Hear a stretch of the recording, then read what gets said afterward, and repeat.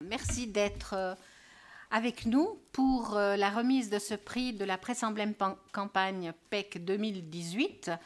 Je souhaite la bienvenue également aux personnes qui nous suivent en direct sur le site du Club suisse de la presse, en streaming donc live. Je vais vous dire quelques mots en français et ensuite nous passerons à l'anglais avec notre invité. Et je passerai bien entendu la parole à Blaise Lempen, qui est, comme vous le savez, le secrétaire général de la PEC et cofondateur de la PEC. Je vous remercie d'être là. Donc, on va brièvement faire une introduction. Blaise va faire une introduction. Ensuite, nous aurons une introduction de Corinne Vella, qui est là aujourd'hui, puisque Matthew et Andrew Caruana Galizia, malheureusement, ne peuvent pas être avec nous aujourd'hui. Corinne est là, Corinne Vella est là pour nous parler aujourd'hui, pour recevoir ce prix en hommage aussi à Daphne Caruana Galizia, qui a été assassinée, comme vous le savez, en octobre de l'année dernière. Hélène, l'autre sœur, est là aussi avec nous aujourd'hui. Donc, je passe immédiatement la parole à Blaise Lempen. Merci. Merci Louisa. Donc, c'est la 10e fois que l'on se retrouve ici, au Club suisse de la presse, pour récompenser des personnes ou des organisations qui, au cours de l'année écoulée, ont travaillé pour renforcer la protection des journalistes.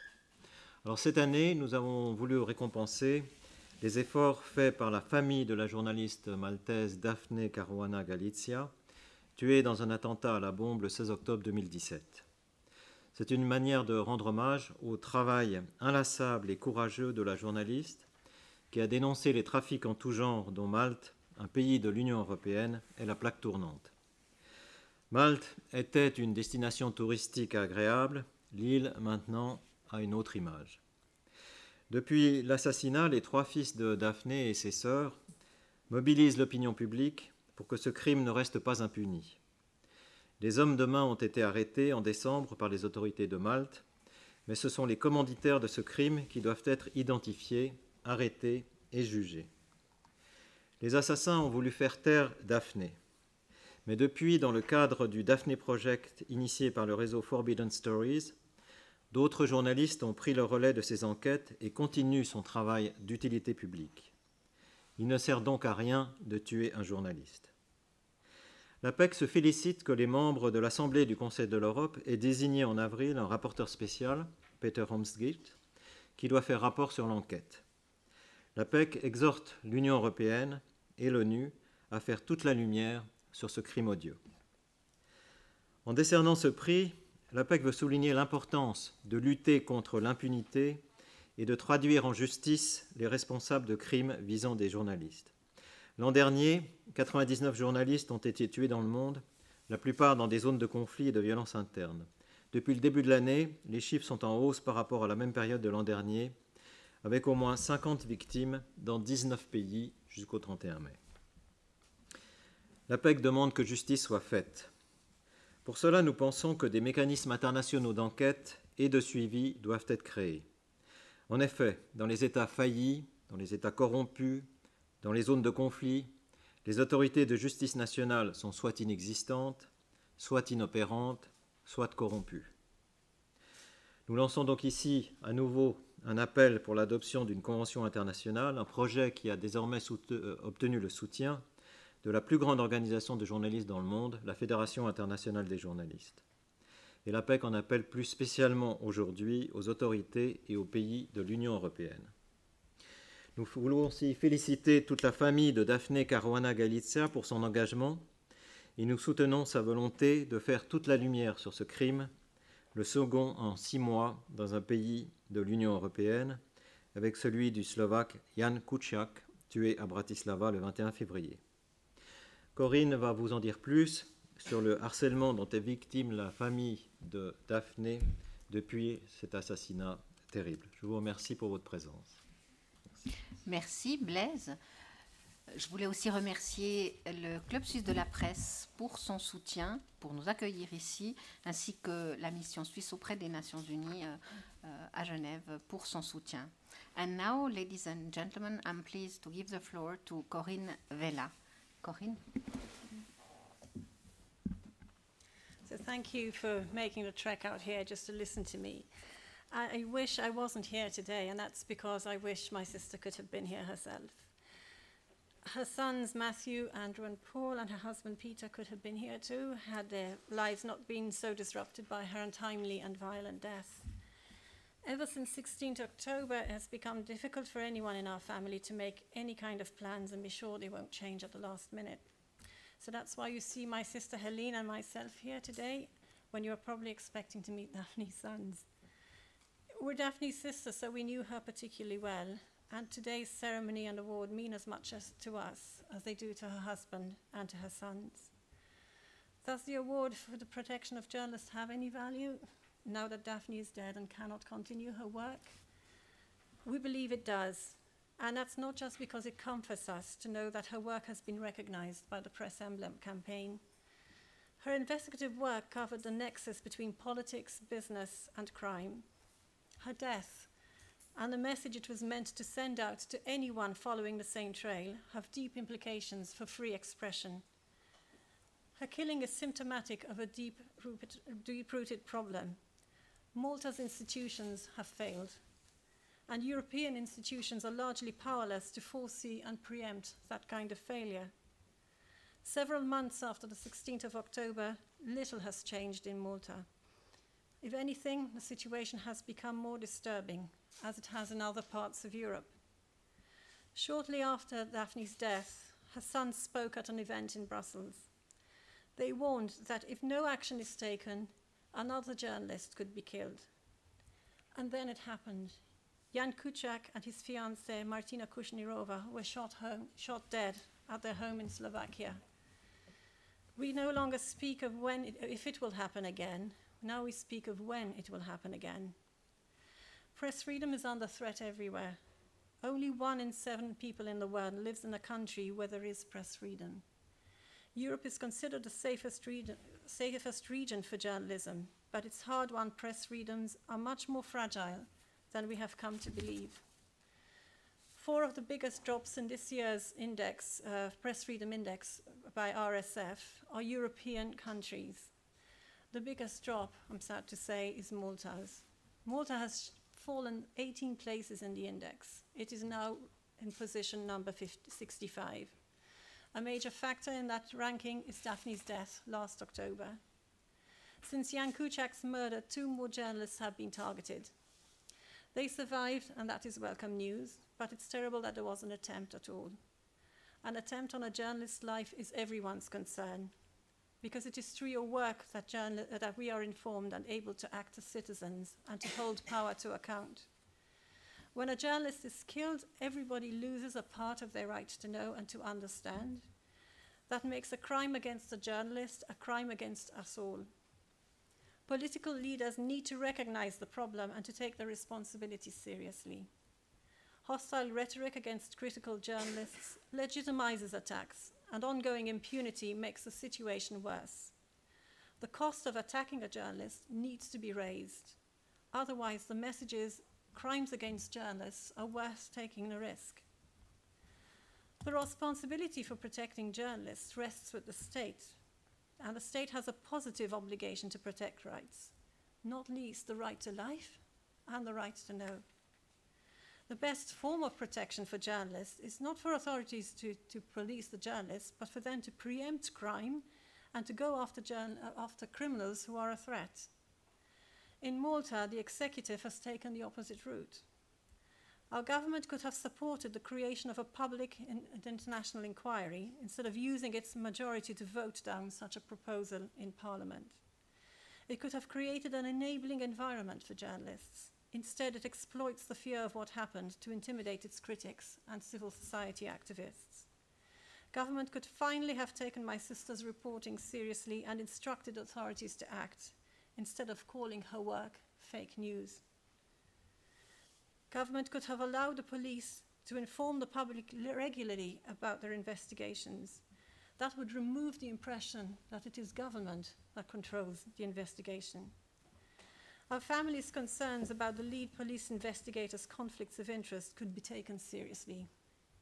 Instead, my sister's husband and son have had to go to court to fight for the right to have the lead investigator removed. Government officials could drop their libel cases against my sister's husband and sons. Instead, they are using the courts for revenge and for punishment against her husband and sons. The government says it has no hand in my sister's killing, and yet it squanders every opportunity to remove those concerns. The situation hasn't improved since my sister was killed. Bombs are still being made and detonated. The last one was just a few weeks ago. It leads us to ask, who is going to be next? There is no inquiry into whether Daphne's assassination could have been prevented, and there's no inquiry into whether the state bears responsibility for its failure to protect her. Daphne always knew she was not totally free to write. Over a 3-decade career, she was increasingly vilified, discredited, and isolated. Her home was set on fire twice, once at least, with a clear intention to kill. No one was brought to justice for the crimes against her, or for those crimes that she reported on in recent years. Corruption and impunity are conditions which enabled her assassination. The problems escalated sharply in the last few years. Before her death, she was subjected to escalating intimidation and threats by government officials and their associates. She exposed corruption, including the Prime Minister's Chief of Staff, Keith Schembri, and a senior minister, Konrad Mitzi. Both men were named in the Panama Papers, and both men are still in office. And they are both protected by the Prime Minister. She exposed collusion between the Prime Minister, Joseph Muscat, his Chief of Staff, Keith Schembri, the Justice Minister, Owen Bonici, and Christian Kalen of Henley and Partners, who present to use the UK law firm Mishcon de Rea. And they planned to silence Daphne by burdening her with punitive lawsuits. When Daphne died, she was facing 47 court cases, 5 of which were in the criminal court. Most were brought by officials of the government and the ruling party and by their associates. The Minister for the Economy and his policy aide had her bank accounts frozen. She died without access to her own bank accounts. Well, after she died, we found out there was a 48th case. Ali Sadr, the Iranian owner of Pilatus Bank in Malta, filed a case against Daphne in Arizona, claiming $40 million in damages. The bank's capital was a quarter of that amount. She never knew about the case, and Ali Sadr withdrew it hours after she was killed. Now Ali Sadr himself has been indicted in the US, and Pilatus Bank is under the control of the regulator, vindicating Daphne's work. Daphne, unfortunately, remains dead. One politician built his leadership campaign on denigrating Daphne for exposing his links to organized crime. He, too, has not been brought to justice. She was unprotected by Malta's institutions, which have done nothing about the crimes she exposed. With only weak support from the country's largest media houses, her killing became conceivable. So how can the Press Emblem Campaign Award for the Protection of Journalists help with justice for Daphne and help with justice for the crimes that she exposed? And how can it help Europe understand that the defenders of European values themselves need to be protected? As one of Daphne's sons said recently, I share those sentiments and I ask the same questions. An award would have been more valuable to Daphne when she was alive. But I also feel differently, as do the rest of my family.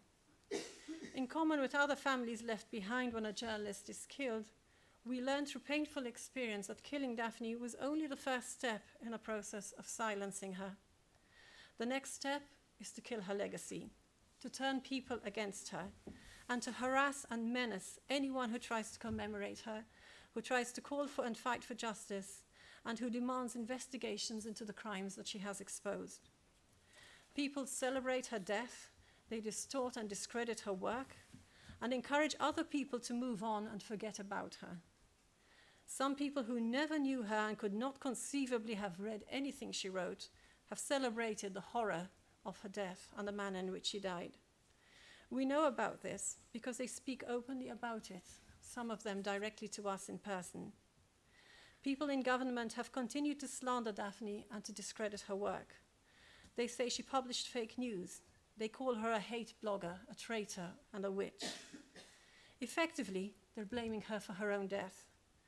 She wrote too critically, they say. She upset dangerous people. She made many enemies. She had it coming to her. She should have known better. And now that she's gone, they want everyone to forget her, hoping her work will be forgotten too, and that people will stop asking who paid for her assassination. Malta's Home Affairs Minister has called Daphne's death unlucky. Our Finance Minister called the international reaction to her death exaggerated. 2 months after her funeral, our Prime Minister signaled it's time for everybody to move on.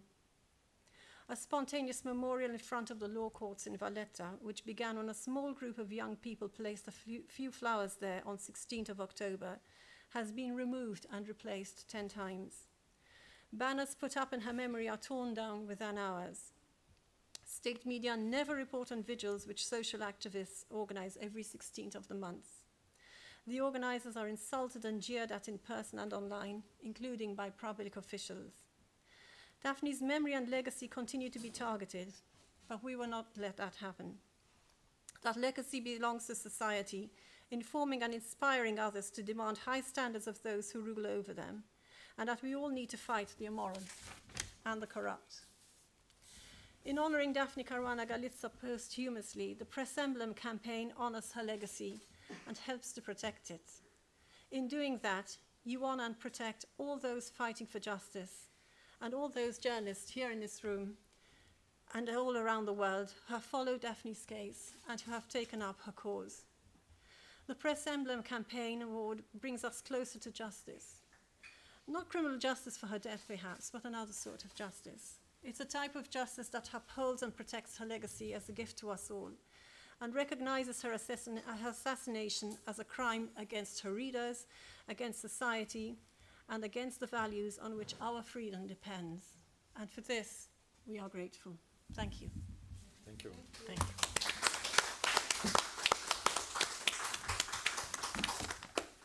Thank you, Corinne, for this declaration. We are thinking of you, of your family. And before giving the floor to the audience, if you have questions, ladies and gentlemen, you can ask questions in French and English. I would like to ask you, Corinne, when you are going back, because you are going back to your country, what situation will you face for you, for Matthew, and the family? Yeah, sure. Matthew, Andrew, and Paul will fortunately not have to face any situation because they have had to move out of Malta. They were advised to leave Malta because they were told it is not safe. They received that information shortly after Daphne died. Within days of her funeral, they had left. In December, they took advice from lawyers in Doughty Street Chambers, and those lawyers too advised them to not live in the country. They have not been back since, which is a great misfortune for us as a family, and a source of, it's a very painful thing to think that you not only lost your mother, but you also lost your country. What will I face? I don't know. I mean, I lead a relatively low-profile life. But certainly the atmosphere is not supportive.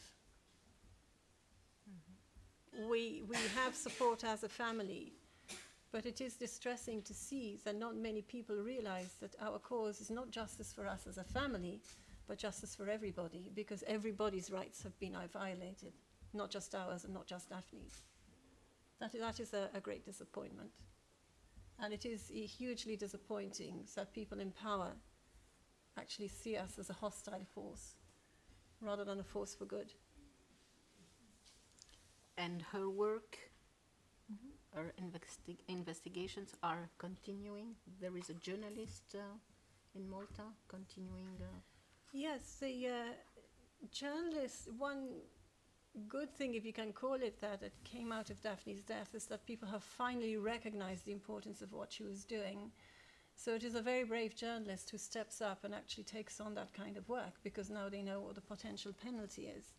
So there have been journalists in Malta who have taken up some aspects of what she was doing.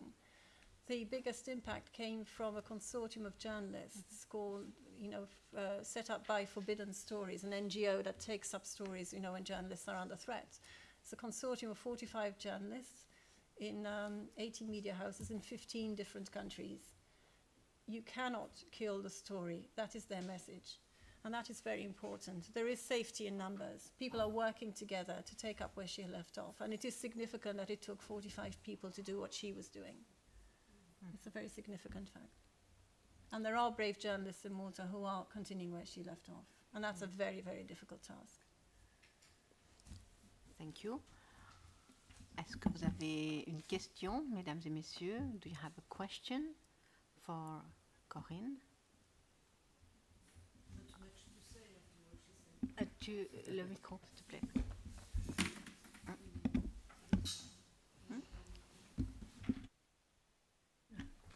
No, I say there isn't much to say after what she said. Is really describing an actual global situation worldwide, which is getting worse and worse. That's all. And we need to feel, even if we are very few, but we need to feel that these few are together a little bit. And what I can confirm, I mean, there is very little to do nowadays, really. It's just keep love and strength, not being spiritual at any cost, because I don't believe in God myself. So, it's rationally talking, we have to just keep it low profile, I think. But it's fantastic what you said. And it's very, very, we are thankful to you to be here. You see, not many people came, but I think it's in a way programmed like this, Sorry to say that, but I dare saying it, If I can comment about what you said about, being religious and so on, I mean, there's a practical reason that people should get together. I mean, journalism is, by its own nature, a competitive profession, not just between media houses, but also within media houses. People are protective of their stories, and more so when you're doing an investigative story, because the moment someone gets hold of a piece of information, they can run away with your story or sabotage it, which is even more dangerous. But the reaction to what happened in Slovakia was exactly the opposite. The journalists who worked with Jan Kuciak banded together, and their newsroom was thrown open to international journalists too. And the message there was instantaneous, and it had impact. Because the message is, you can't kill the story. And that makes all journalists safer. If you can't kill the story by killing a journalist, there is no point in attacking a journalist. That is the message there. And that is the way to go. I mean, these people who were killed were covering transnational crime. You need a transnational structure to fight that.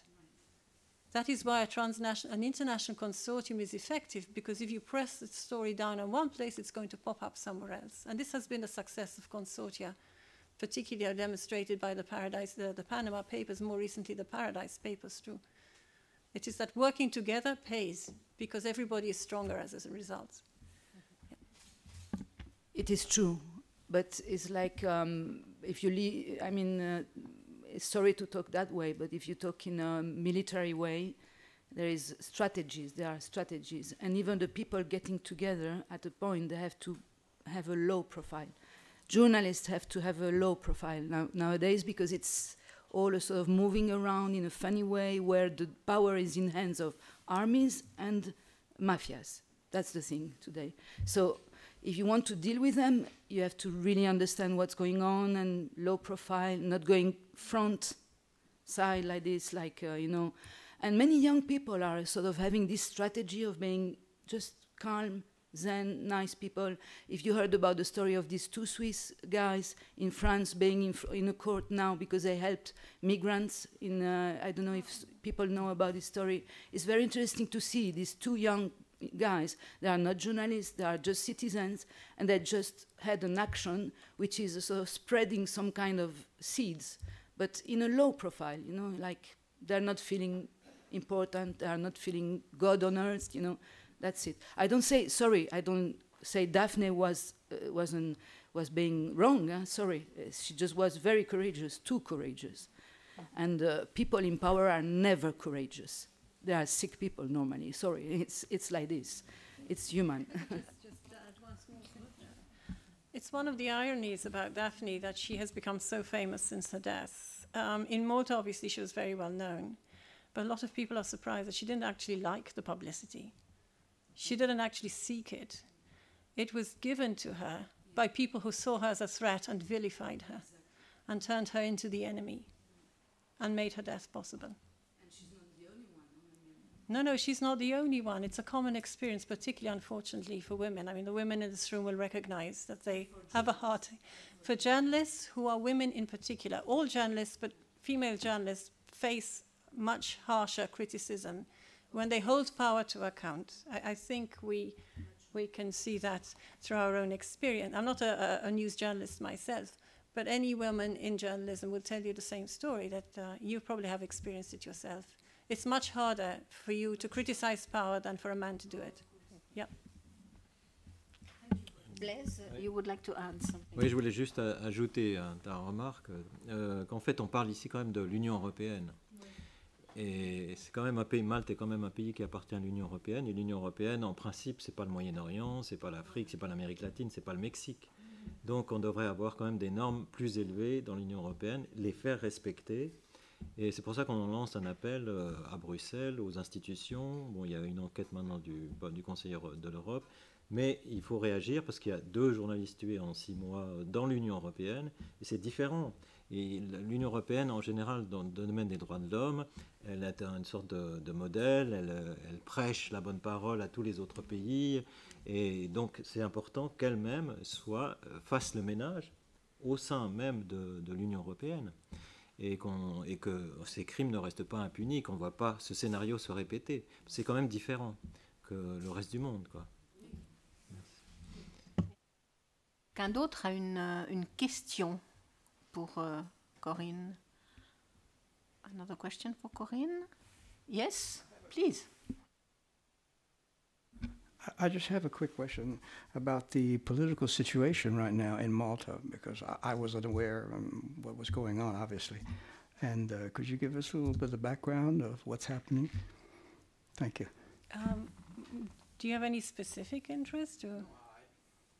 No, I don't have any specific, but just in terms of, because it is part of the European Union, so I'm just curious to see how the European Union tolerates this.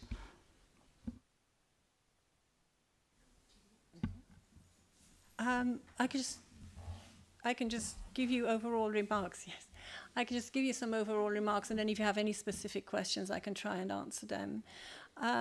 The government we have now has been in power since 2013. They called an election early by 1 year and won that election too. One of the ministers, Konrad Mitzi, he's a senior minister in government, and he was a star minister in Joseph Muscat's government. He is the only EU minister named in the Panama Papers. My sister reported his offshore company and trust in New Zealand sometime in February 2016. He is still in power.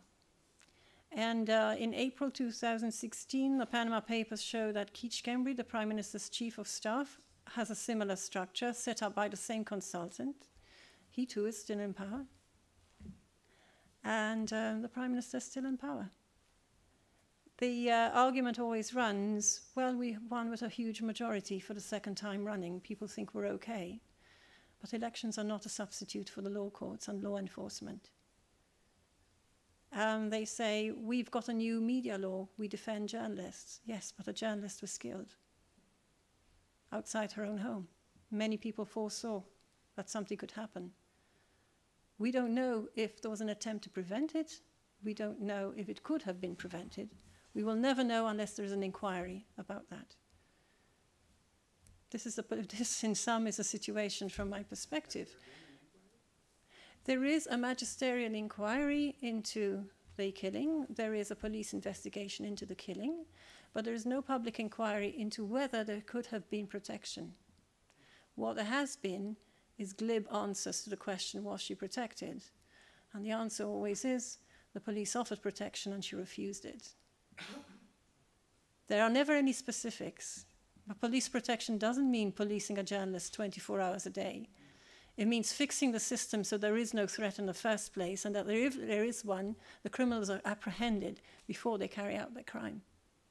There is something wrong in the system if something like this could happen, in broad daylight outside somebody's home. My sister got into the car not suspecting that it would happen. And only 1 minute later, she was dead. It took time to plan this. 3 people are in court, but they are not the people who did everything. We don't know who sent them, we don't know who the intermediaries were, we don't know who paid for it, we don't know what interests it served. Nobody has owned up to anything, those 3 men haven't spoken. That's about as much as I can say about the investigation, but it tells you a lot about the political system in the country that a journalist could be killed.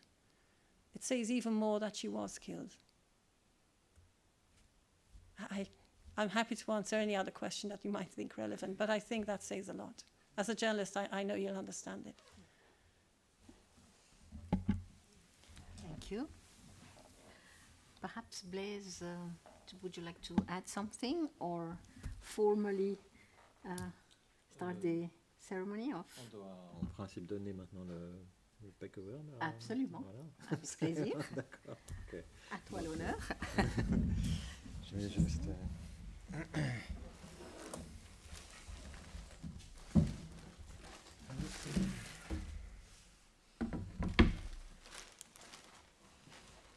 Donc le secrétaire général de la PEC, Blaise Lempen, va maintenant officiellement donner le prix de la PEC 2018. Voilà. Alors on a fait pour Mathieu, parce qu'on l'a fait il y a 2 semaines. Voilà. 2 weeks ago. Donc nous avons préparé le prix pour Mathieu, qui est aussi journaliste, et c'est Corinne qui va le recevoir en son nom. Thank you. Tu veux venir, Louisa, aussi?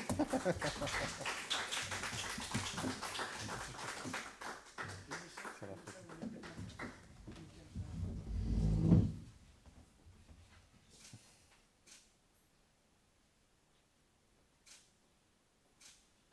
Merci. Et puis il y a encore un petit enveloppe. Voilà. Ah. Je donnerai aussi à la thank famille, quoi. Thank you. Thank you very much. C'est pas acquis, mais... Thank you, Lisa. Je vais vous faire quelques portraits de Corinne. Voilà, avec le prix.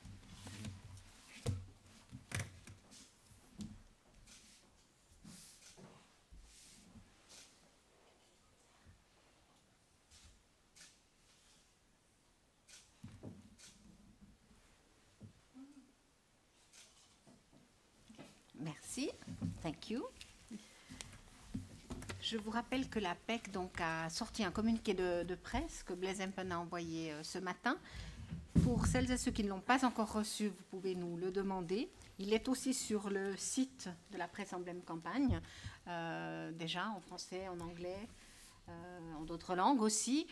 Et puis, donc, si vous avez vous souhaitez plus d'informations, n'hésitez pas à contacter Blaise Lempen. We are going to continue to receive information from you, Corinne, about the case. And please convey our best wishes to Matthew, to Andrew.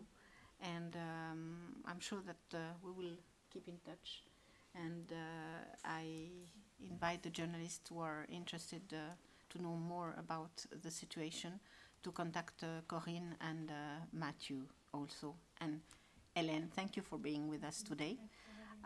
We will give you a moment to have one-to-one interviews if you want. We are going to invite you for a coffee and refreshment at the entrance of the club. I would like to ask you to stay with us for a while. And then I thank you, all of you. I thank all the people who have been following us through the website of the Swiss Press Club. Thank you, Oksana. Merci, Tobias. Thank you to the Swiss Press Club and to the PEC. Thank you. Bye-bye. Merci à tous de nous avoir suivis. Thank you.